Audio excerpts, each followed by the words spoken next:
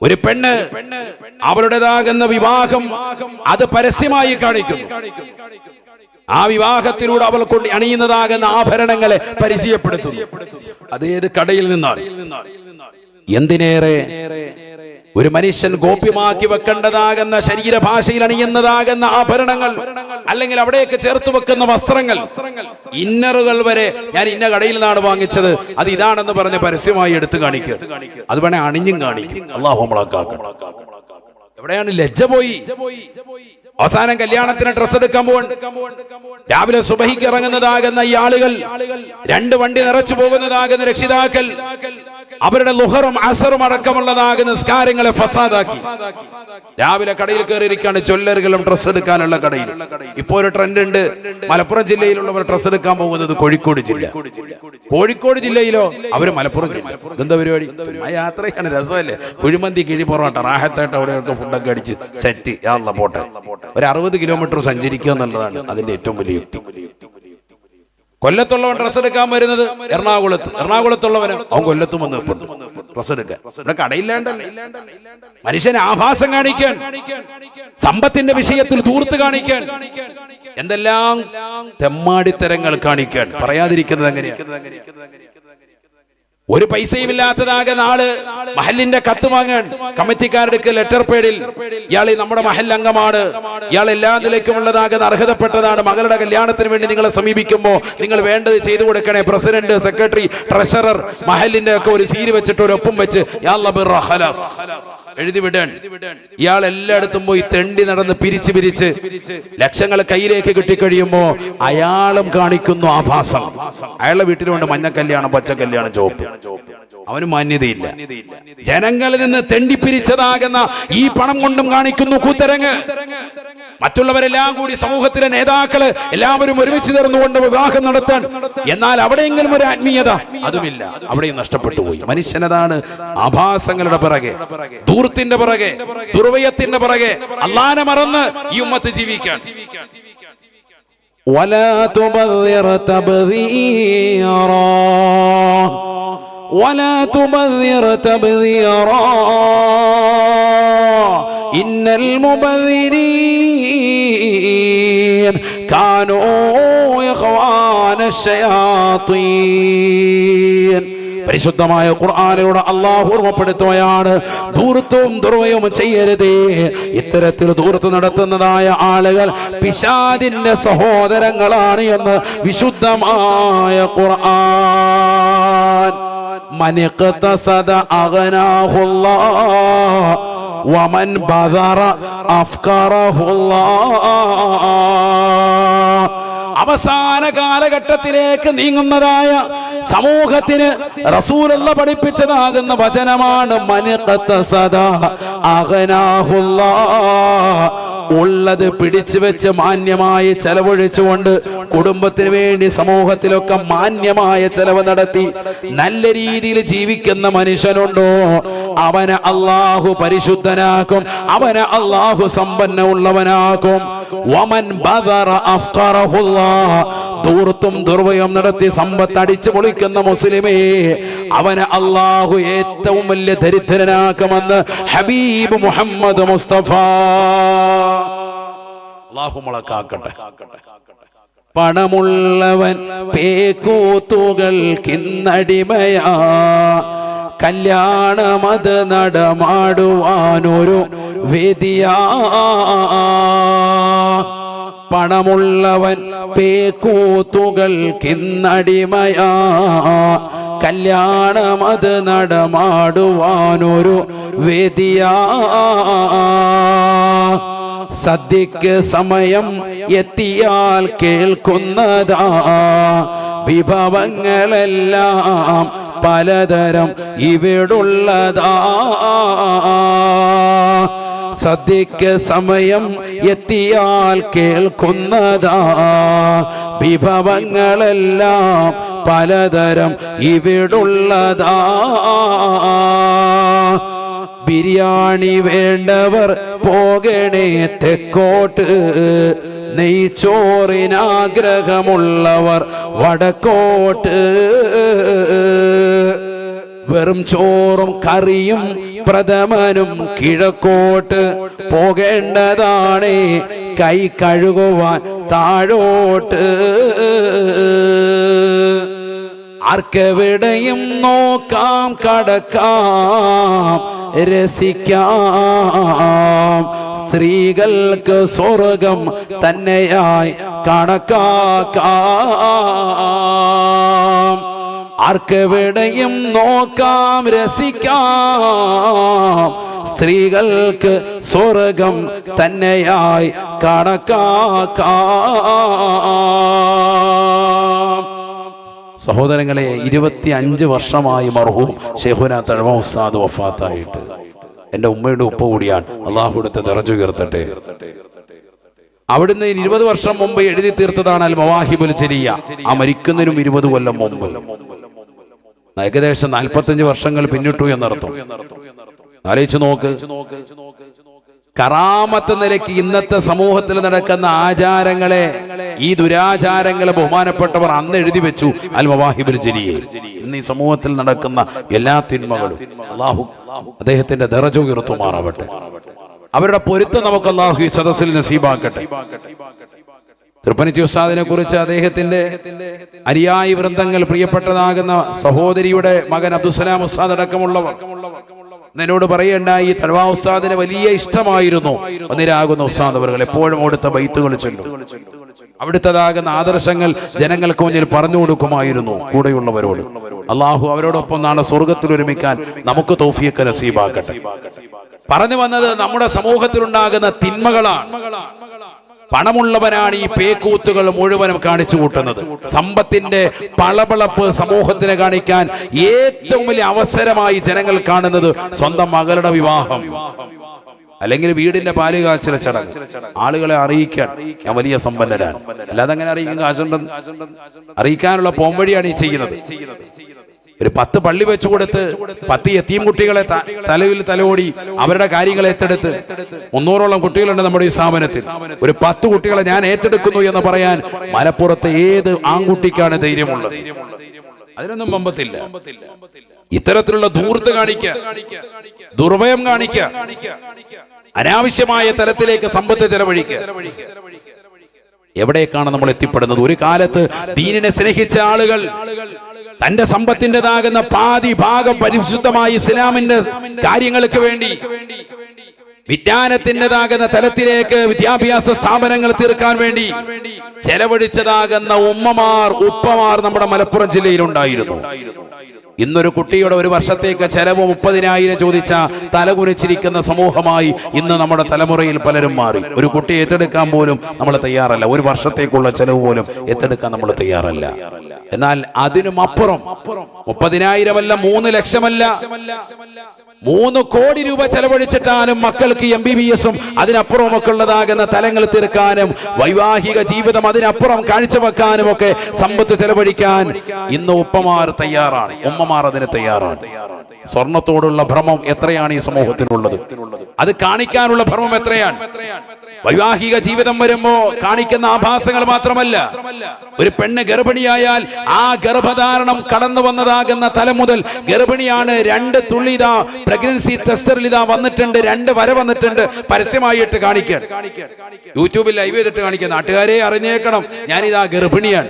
ലജ്ജ എന്ന് പറയുന്നത് ഈ പെണ്ണിൽ നിന്ന് എടുത്തുപോയല്ലോ. അല്ലാഹു മലക്കാക്കണം. പെണ്ണിന് ഏറ്റവും കൂടുതൽ വേണ്ട ഒന്ന് ലജ്ജയാണ്. അത് എടുത്തുപോയ പരിപൂർണമായി പോയി. പെണ്ണ് നശിച്ചല്ല, അവളിലെ ഈമാൻ തന്നെ നഷ്ടപ്പെട്ടു പോയി. പരസ്യമായിട്ട് കാണിക്കുകയാണ്. കൂടെ ഭർത്താവ് നിപ്പുണ്ട്, രാഹത്തായി 2 പേരും പുഞ്ചിരിച്ചിട്ട് പറയാ, ഇതാ കണ്ടില്ലേ 2 വര, ഞങ്ങൾക്കിതാ ഒരു കുഞ്ഞു പിറക്കാൻ പോകുന്നു. കാര്യം എവിടെ കൊണ്ട് തീർന്നു എഴുതി തുടങ്ങാണ് പരിപാടി. പിന്നെ ഇങ്ങനെ വന്ന് വയറ് കാണിക്കാൻ തുടങ്ങുകയാണ്. അവസാനം പ്രസവം വരെ കാണിക്കുന്ന തരത്തിലേക്ക് ഉമ്മത്ത് എത്തിപ്പെട്ടു. ഈ അടുത്തൊരു ബ്ലോഗർ അങ്ങനെ ചെയ്തത് നിങ്ങൾ എല്ലാവരും കണ്ടു കാണും. മുമ്പൊരു ചെയ്തതാകുന്ന ഒരു വ്ലോഗർ കൊടുത്ത പ്രചോദനമാണ്. ഇപ്പോൾ ഇനി അങ്ങോട്ട് കേരളത്തിലെ ട്രെൻഡ് വയറ് കാണിച്ച് പ്രസവിക്കലാണ്. അങ്ങോട്ടതാ ട്രെൻഡ്. ഭർത്താവും എല്ലാ കുടുംബങ്ങളും ഒക്കെ ഒരുമിച്ച് പ്രൈവറ്റ് ഹോസ്പിറ്റൽ, നല്ല സൂപ്പർ സ്പെഷ്യാലിറ്റി ഹോസ്പിറ്റലിൽ നിന്നിട്ട് റാഹത്തായിട്ട് പ്രസവം ഇങ്ങനെ കാണിച്ചു കൊടുക്കുക. എന്താണ് അവസ്ഥ? ലോകത്തിന്റെ അവസ്ഥ എന്താണ്? ലജ്ജ എന്ന് പറയുന്നത് ഇല്ലാതാവുക. ഒരു അന്യപെണ്ണിന്റെ ശരീരഭാഷയിൽ അവൾ മറച്ചു പിടിക്കേണ്ടതൊക്കെ തുറന്നു വെക്കുന്ന യുഗത്തിലേക്ക് ഈ തലമുറ എത്തി. നമ്മൾ ഈ പ്രസംഗിക്കുന്ന ഇതേ സമയത്ത് തന്നെ രാത്രിയിൽ ലൈവ് സ്ട്രീമിംഗ് നടത്തുന്ന സഹോദരിമാരുണ്ട്. സിനിമാ നടന്മാർ, നടിമാർ ഒരു കാലഘട്ടത്തിൽ വലിയതാകുന്ന മദാലസുകളായി സമൂഹത്തിൽ വിലസിയിരുന്ന നടിമാർക്ക് സിനിമയില്ലാതെ വന്നപ്പോ അവർ അവരുടെ ശരീരത്തിൻ്റെതാകുന്ന ആകാര സൗഷ്ഠവങ്ങളും അംഗലാവണ്യങ്ങളും പരസ്യമായി വിറ്റ് ലൈവ് സ്ട്രീമിലൂടെ 350 രൂപ നിങ്ങൾ നൽകിയാൽ 1 മണിക്കൂർ സമയം നിങ്ങൾക്ക് മുന്നിൽ ഞാൻ എന്റെ ശരീരത്തിന്റെ നഗ്നത പ്രദർശിപ്പിച്ചുകൊണ്ട് തുള്ളാമെന്ന് പറയുന്ന സുംബ ഡാൻസ് നടത്താമെന്ന് പറയുന്ന യുവത്തിലേക്ക് ഇന്നത്തെ നടിമാരെത്തിപ്പെട്ടു. എവിടേക്കാണ് ഈ തലമുറ? സബ്സ്ക്രൈബേഴ്സിന്റെ എണ്ണം കൂടുകയാണ്. 350 രൂപ വെച്ച് 1 മണിക്കൂറിന് കണക്കാക്കി നോക്കിയാൽ ലക്ഷക്കണക്കിന് രൂപയാണ് 1 മണിക്കൂർ സമയം അത്തരത്തിലുള്ള നടിമാർ സമ്പാദിക്കുന്നത്. ബാക്കിയുള്ളവര് വർഷങ്ങളോളം സിനിമ ചെയ്താലും കിട്ടാത്തത് ഒരാഴ്ച കൊണ്ട് സമ്പാദിച്ച് വലിയ സമ്പന്നതയുടെ മടിത്തട്ടിലേക്ക് വിരാജിക്കുന്ന തലമുറയായി നമ്മുടെ തലമുറയിലെ സഹോദരിമാർ മാറുകയാണ്. ഇത് പുതിയ തലമുറയ്ക്ക് കൊടുക്കുന്ന പ്രചോദനം എന്താണ്? ലജ്ജയില്ലാതെ, ഉളുപ്പില്ലാതെ ശരീരത്തിന്റെ നഗ്നതകൾ മറ്റുള്ളവർക്ക് പ്രദർശിപ്പിച്ചുകൊണ്ട് കടന്നു വന്നാൽ നിങ്ങൾക്കും ഇവിടെ സുഖമായി ജീവിക്കാം. അതെ, ശരിയാണ്, ഇവിടെ നിങ്ങൾക്ക് സുഖമായി ജീവിക്കാം. ഇത് ദുന്യാവാണ്, അദ്ദുന്യാണ്, ഇത് ദുന്യാവാണ്. ഇവിടെ മോമിനെ സംബന്ധിച്ചിടത്തോളം സിജനാണ്, ജയിലറയാണ്. ഒരു സത്യവിശ്വാസിയെ സംബന്ധിച്ചിടത്തോളം ജയിലിൽ ഒരു മനുഷ്യൻ വസിക്കുന്നത് പോലെ കുറെ കാര്യങ്ങൾ ഇവിടെ ശ്രദ്ധിക്കേണ്ടതുണ്ട്. ജയിലിൽ ഒരു മെനു ഉണ്ട് ഭക്ഷണത്തിന്. ആ മെനു അനുസരിച്ചുള്ള ഭക്ഷണമേ ഇവിടെ പറ്റുകയുള്ളൂ, ഹലാലായ ഭക്ഷണം. ജയിലൊരു മെനു ഉണ്ട് വസ്ത്രത്തിന്.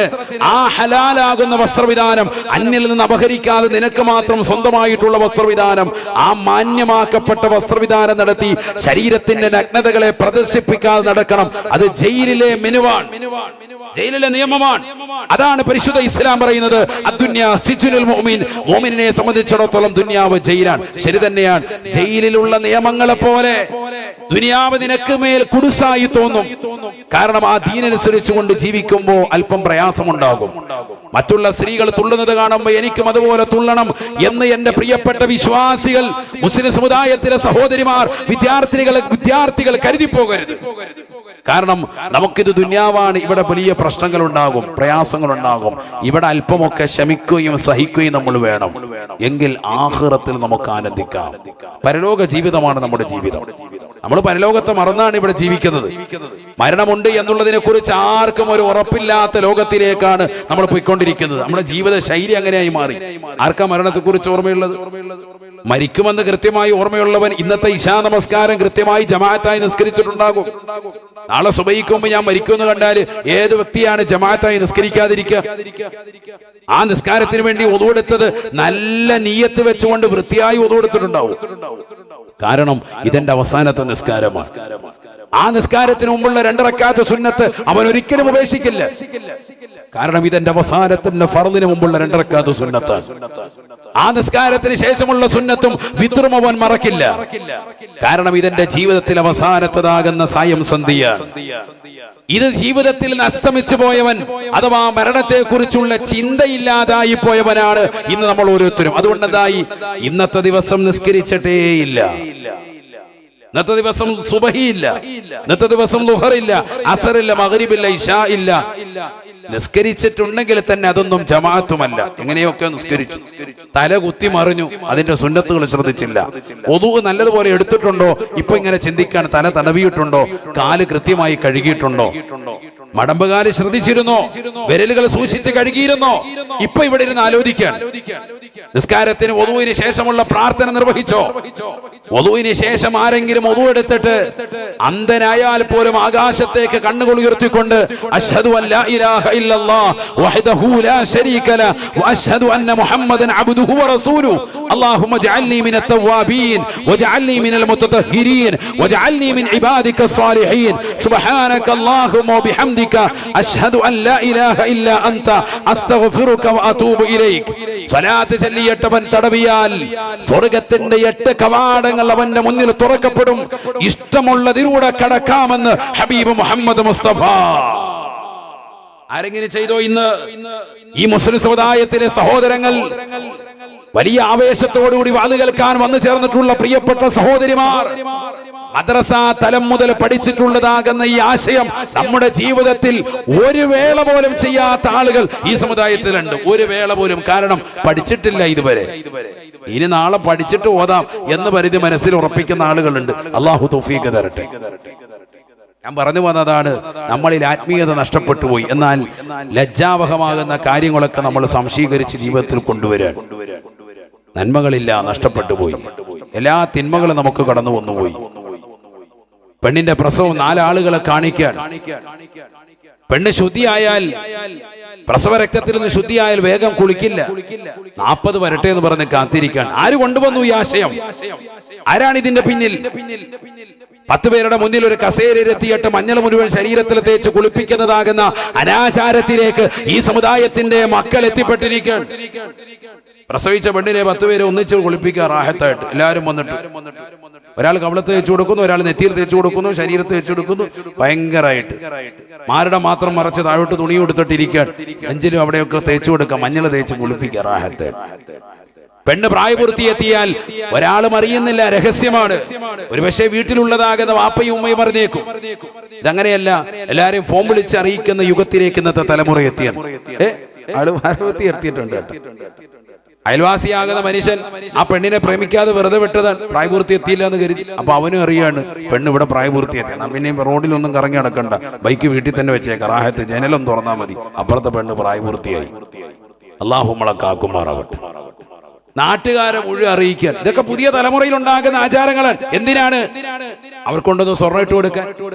സാധനം ഞങ്ങളുടെ ജില്ലയിലില്ല, ഉണ്ട്. ഉള്ള ജില്ലകളെ കുറിച്ചാണ് ഈ പറയുന്നത്. മറ്റു ജില്ലക്കാരും കേൾക്കുന്നുണ്ടല്ലോ. നമ്മുടെ കേരളത്തിന്റെ വിവിധ ജില്ലകളിൽ നടക്കുന്ന ആഭാസങ്ങളും അനാചാരങ്ങളും ദുരാചാരങ്ങളെ കുറിച്ചാണ് ഈ സംസാരിക്കുന്നത്. ഈ പെണ്ണ് പ്രായപൂർത്തി എന്നറിയുമ്പോൾ കുടുംബക്കാരെ ഫോൺ വിളിച്ചിട്ട് ഉമ്മ അറിയിക്കാണ് ഇവിടെ പ്രായപൂർത്തി എത്തിയിട്ടുണ്ട്. എന്തിനാണ്? നാട്ടുകാരെ മുഴുവനും കൊണ്ടുവന്ന് ചെറിയ മോതിരം ഇട്ട് കൊടുക്കുക.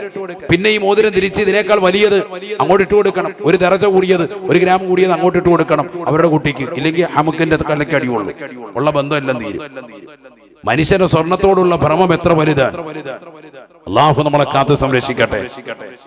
ഒരു പെണ്ണ് അശുദ്ധിയായാൽ, അല്ലെങ്കിൽ ഒരു പെണ്ണിന്റെ പ്രസവ രക്തം നിലച്ചാൽ അതിന്റെ സമയങ്ങളൊക്കെ കൃത്യമായി ഉലമാക്കൾ കർമ്മശാസ്ത്ര ഗ്രന്ഥങ്ങളിൽ വ്യക്തമാക്കിയതാണ്.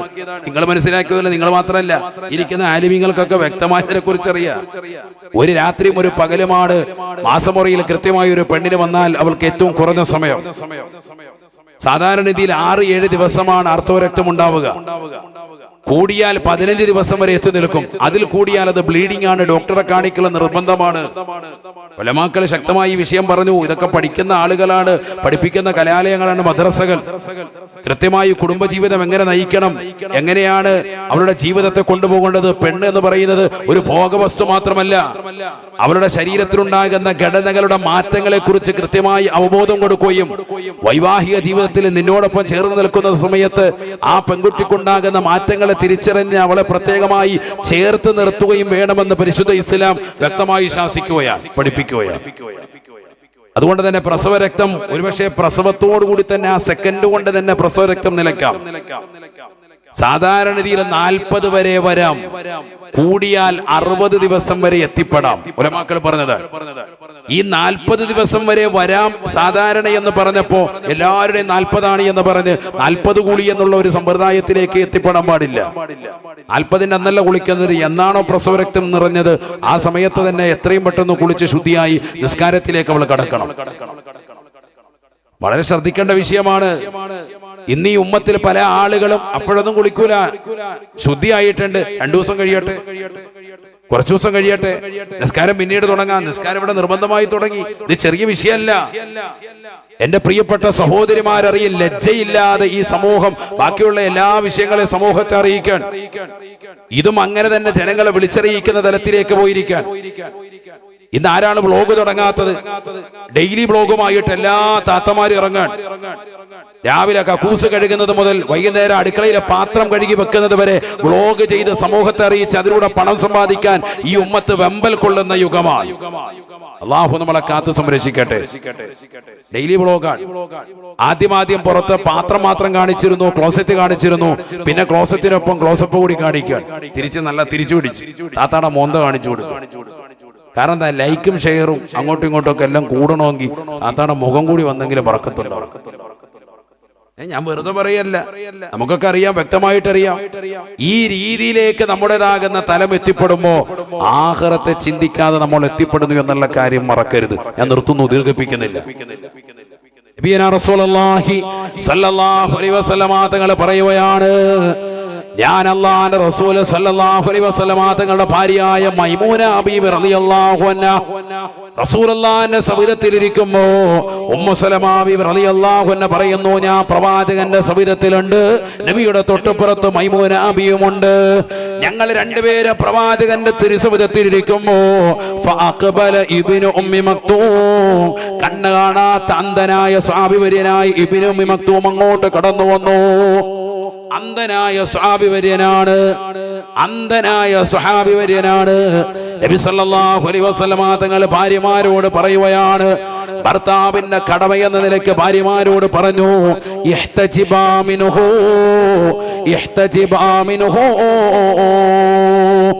ആ കടന്നു വരുന്നതായ ഇബ്നു ഉമ്മി മക്തൂമിൽ നിന്ന് നിങ്ങൾ രണ്ടുപേരും മറപാലിക്കണേ എന്ന് ഹബീബ് മുഹമ്മദ് മുസ്തഫ. നിങ്ങളുടെ മറയിലേക്ക് പോ, നിങ്ങൾ ഇങ്ങനെ നിൽക്കരുത്. സ്വന്തം ഭാര്യയോട് പറയാൻ. ഒന്നാര ഉമ്മു സലമ ബീവി റളിയല്ലാഹു അൻഹ, രണ്ടാമത്തത് മൈമൂന ബീവി റളിയല്ലാഹു അൻഹ. രണ്ടും ഉമ്മഹാത്തുൽ മുഅ്മിനീങ്ങൾപ്പെട്ടവരാണ്, നബിയുടെ ഭാര്യമാരാണ്. അപ്പൊ രണ്ടുപേരും നബി സല്ലല്ലാഹു അലൈഹി വസല്ലമ തങ്ങളോട് അങ്ങോട്ട് സംശയം ചോദിക്കാൻ, അലൈസ ഹുവ അമാ ലാ യുബ്സിറുനാ വലാ യഅരിഫുനാ യാ റസൂലല്ലാഹ്. അല്ലാഹുവിന്റെ റസൂലേ, ആ കടന്നു വരുന്ന മനുഷ്യൻ അന്ധനല്ലേ, കണ്ണിന് കാഴ്ചയില്ലാത്തവനല്ലേ? അദ്ദേഹം തങ്ങളുടെ ചാരത്ത് വന്ന് അദ്ദേഹത്തിന്റെ ആവശ്യം പൂർത്തീകരിച്ച് പോകുന്നതിന് ഞങ്ങൾ എന്തിനാണ് അകത്ത് പോകുന്നത്? അദ്ദേഹത്തിന് കാഴ്ചയില്ലല്ലോ, ഞങ്ങളെ കാണില്ലല്ലോ ഹബീബേ. വലാ യഅരിഫുനാ യാ ഹബീബല്ലാഹ്, ഞങ്ങൾ ആരാണ് എന്നറിയ പോലുമില്ലല്ലോ, ഞങ്ങൾ എവിടെ ഇരിക്കുന്നത് കൊണ്ട് എന്താണ് പ്രശ്നമെന്ന് റസൂലുള്ളാഹിയോട് ചോദിക്കുമ്പോ അല്ലാഹുവിന്റെ റസൂൽ കൊടുത്ത ഒരു മറുപടി ആധുനിക നവതലമുറയിലെ പ്രിയപ്പെട്ട സഹോദരിമാരുടെ ഹൃദയത്തിൽ കൊള്ളേണ്ട ചോദ്യമാണ്. റസൂലുള്ളാഹി തിരിച്ചു ചോദിക്കുകയാണ്, അഫ അംയാവാനി അൻതുമാ അലസ്തുമാ തുബ്സിറാനിഹി. അല്ലയോ ഉമ്മു സലമ, മൈമൂന, നിങ്ങൾ രണ്ടുപേരുടെയും കണ്ണിന് അന്ധത ബാധിച്ചിട്ടുണ്ടോ? നിങ്ങളുടെ രണ്ടാളുകളുടെയും കണ്ണിന് അന്ധത ബാധിച്ചിട്ടുണ്ടോ? ഇല്ലല്ലോ. നിങ്ങൾ രണ്ടുപേരും അദ്ദേഹത്തെ അങ്ങോട്ട് കാണില്ലേ? അത് ഹറാമാണ്, നിഷിദ്ധമാണ്. അദ്ദേഹത്തിന് കാഴ്ചയില്ല, ശരി തന്നെയാണ്. അദ്ദേഹം നിങ്ങളെ കാണുകയില്ല, ശരി തന്നെയാണ്. അദ്ദേഹം നിങ്ങളെ തിരിച്ചറിയില്ല, ശരി തന്നെയാണ്. പക്ഷെ എന്റെ ഭാര്യമാരായ നിങ്ങൾക്ക് രണ്ടുപേർക്കും അല്ലാഹു ഇരു കണ്ണുകൾ നൽകിയിട്ടില്ലേ? നിങ്ങളുടെ കണ്ണിന് കാഴ്ചശക്തി പോയിട്ടില്ലല്ലോ, നിങ്ങൾ അങ്ങോട്ട് കാണില്ലേ? അത് ഹറാമാണ്, നിഷിദ്ധമാണ്. അതുകൊണ്ട് അകത്തേക്ക് പോകൂ ഉമ്മു സലമ, അകത്തേക്ക് പോകൂ മൈമൂന. ഹബീബ് മുഹമ്മദ് മുസ്തഫ. ഇതാണ് പാഠം, ഇസ്ലാമിന്റെ പാഠം. ഈ പാഠം ജനങ്ങൾക്ക് പഠിപ്പിച്ചു കൊടുക്കുന്ന തലമാണ് മദ്രസ വിദ്യാഭ്യാസം. ഇത് അരികുവൽക്കരിക്കരുത്. ലജ്ജ സമൂഹത്തിന് പഠിപ്പിച്ചു കൊടുക്കാൻ എങ്ങനെ ജീവിക്കണം. ഈ ലജ്ജ എടുത്തു പോയാൽ ഈമാൻ നിങ്ങൾക്ക് നഷ്ടപ്പെട്ടു പോകുമെന്ന് പരിശുദ്ധ മുഹമ്മദ് നബി സല്ലല്ലാഹു അലൈഹി വസല്ലം. ആ ലജ്ജ ഇന്നത്തെ തലമുറയിൽ നഷ്ടപ്പെട്ടു പോയി. അത് പരിപൂർണമായി തിരിച്ചു പിടിക്കാനുള്ളതാകുന്ന പ്രക്രിയയാണ് മദ്രസയും ഇത്തരത്തിലുള്ള ആത്മീയ സദസ്സുകളും. അല്ലാഹു തൗഫീഖ് നസീബാക്കട്ടെ. അത് ജനങ്ങളിലേക്ക് എത്തിച്ചു കൊടുക്കാൻ ഒരു പുരുഷായുസ് മുഴുവനും ജനങ്ങൾക്ക് നിലകൊണ്ട് ഈ സമൂഹത്തിന് വലിയ നന്മ പ്രചരിപ്പിച്ച പ്രചാരകനായി ഈ സമൂഹത്തിൽ നാന്ദി കുറിച്ച മഹൽ വ്യക്തിത്വമാണ് വന്നിരാകുന്ന തൃപ്പനച്ചി ഉസ്താദ്. കേൾക്കുന്നുണ്ടോ? പഴയ കാലത്ത് വെള്ളിയാഴ്ച ദിവസം റേഡിയോ ഓൺ ചെയ്തിട്ട് 7 മണി സമയമാകുമ്പോ സൂറത്തുൽ കഹ്ഫ് കേട്ടിരുന്ന മലപ്പുറത്തതാകുന്ന ആൺമക്കൾ ഇന്ന് മൊബൈൽ ഫോൺ വന്നു. ഏത് സമയത്തും നിങ്ങൾക്ക് നിങ്ങളുടെ കൈവശമുള്ളതാകുന്ന ഇന്റർനെറ്റ് വെച്ചുകൊണ്ട് മനോഹരമാകുന്ന ഖിറാഅത്ത്, ലോകത്തിന്റെ വിവിധങ്ങളാകുന്ന ഖാരിഈങ്ങളുടെ മഹനീയമാകുന്ന പാരായണങ്ങൾ ഇരു ഹറമുകൾ വസിക്കുന്നവരുടെയും അല്ലാത്തവരുടെയും ഖിറാഅത്തുകൾ ലൈവായി കേൾക്കാൻ ഉപയുക്തമായ നിങ്ങളുടെ വീടിന്റെ അകത്തലങ്ങൾ കിടപ്പറയിൽ ഇരുന്നുകൊണ്ട് നിങ്ങൾക്ക് കേൾക്കാൻ ഉപയുക്തമാകുന്ന തലത്തിലേക്ക് ഈ ലോകം വളർന്നു. IT യുഗം അത്തരത്തിൽ എത്തിപ്പെട്ടു. പക്ഷേ നമ്മൾ കേൾക്കാൻ തയ്യാറല്ല, നമുക്കതൊന്നും താല്പര്യമില്ല. നമ്മുടെ മക്കൾ ഈ പാട്ടിലൂടെയും ഈ കൂത്തരങ്ങളിലും എത്തിപ്പെടുന്നത് തിന്മയിലേക്കാണ്. അള്ളാഹു നമ്മളെ കാക്കുമാറാവട്ടെ.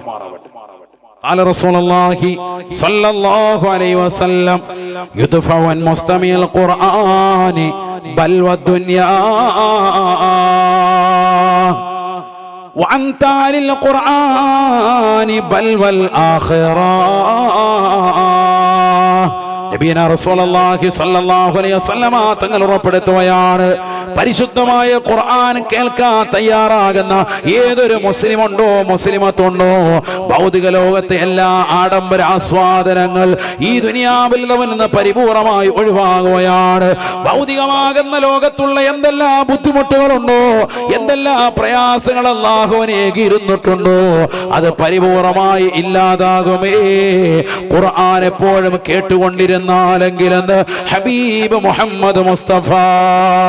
യാത്രാവേളയിൽ DJ പാട്ടുകൾ ഇട്ടുകൊണ്ട് വാഹനത്തിലിരുന്നു യാത്ര ചെയ്യുന്ന മുസ്ലിം ചെറുപ്പക്കാരില്ലേ, രാവിലെ വീട്ടിൽ നിന്ന് പഠിക്കാനെന്ന വ്യാജേന ബാഗ് തൂക്കി ഇറങ്ങുന്ന മക്കളില്ലേ, ആണിന്റെയും പെണ്ണിന്റെയും കാതുകളിരിക്കുന്ന ഇയർഫോണുകളിലൂടെ കേൾക്കുന്നത് അശ്ലീലമാക്കപ്പെട്ട രാഗങ്ങളല്ലേ, സിനിമാ പാട്ടുകളല്ലേ.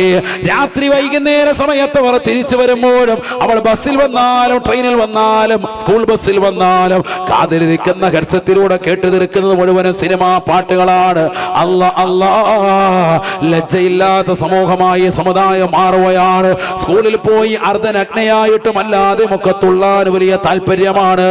കലാലയങ്ങളിലും കലോത്സവങ്ങൾ തീർക്കുന്ന വേളകളിൽ അത്തരത്തിലുള്ളതാകുന്ന കൂത്തരങ്ങുകളിൽ പങ്കെടുത്ത് ഒന്നാം സ്ഥാനം കരഗതമാക്കാൻ ഈ ഉമ്മത്തിന്റെ മക്കൾ മത്സരിക്കുകയാണ്.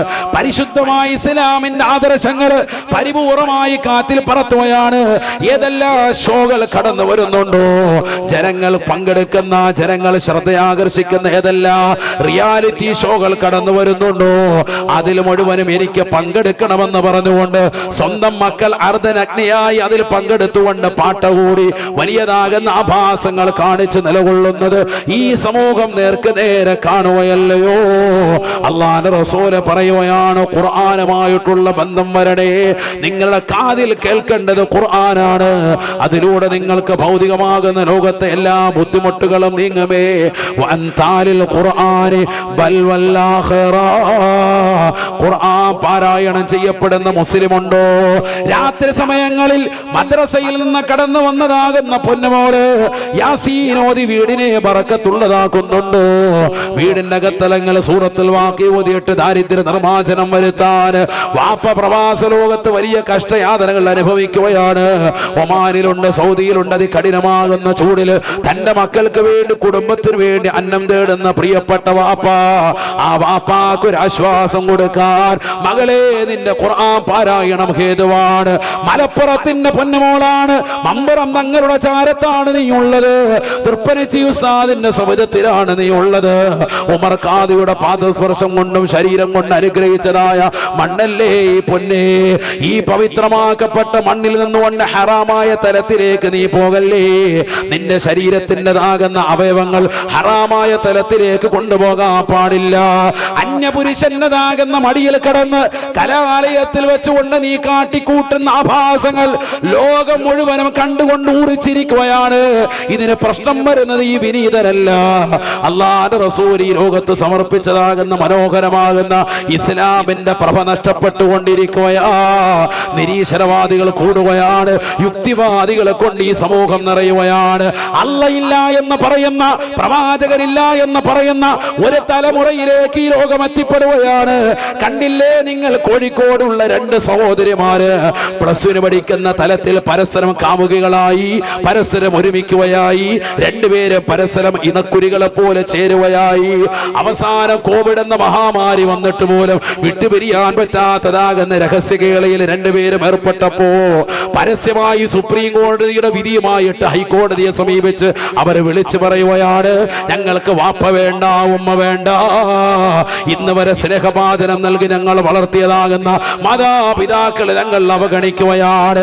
ഞങ്ങൾക്കിനി സ്വന്തമായ ഒരു ജീവിതം വേണം, എനിക്ക് എന്റെ പ്രിയപ്പെട്ട കൂട്ടുകാരിയെ വേണം. കൂട്ടുകാരി പറയുകയാണ്, എനിക്കിന്ന് വരെ എനിക്ക് സ്നേഹം നൽകിയ, കൂടെ കടന്നുകൊണ്ട് ചൂട് പേർന്ന എന്റെ കൂട്ടുകാരിയെ മതി എന്ന് പറഞ്ഞ് പരസ്യമായി സ്വന്തം മാതാ മാതാപിതാക്കളെ തള്ളിക്കളയുന്ന യുഗത്തിലേക്ക് നമ്മുടെ കോഴിക്കോടുള്ള 2 പെൺകുട്ടികൾ ലെസ്ബിയനായി ചിന്തിച്ചപ്പോ ആ പെൺകുട്ടികളെ ഇന്ന് സമൂഹ മാധ്യമങ്ങൾ മുഴുവനും കൊണ്ടുവരികയാണ്, അവരെ പുകഴ്ത്തി കാട്ടുകയാണ്.